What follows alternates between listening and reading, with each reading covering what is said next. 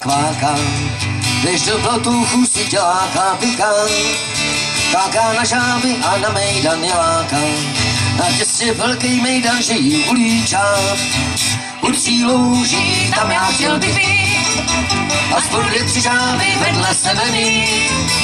Jedna čápa už nikdo nevěří, a hlavně v houští, když je příšeří.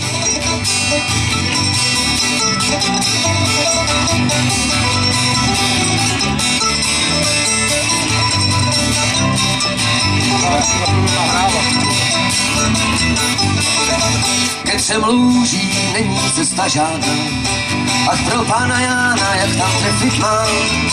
U nás v bažinách je každá žába zrádná, tím pádem tady chřadnu jak Robinson sám.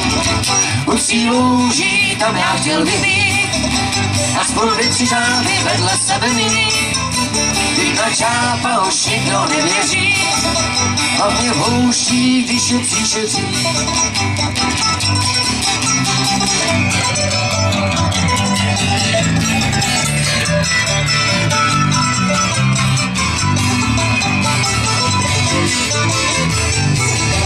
U tří lůží, tam já chtěl bych být, aspoň 2-3 žáby vedle sebe mít.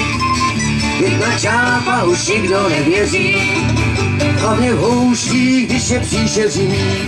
A hlavně v houští, když je příšeří.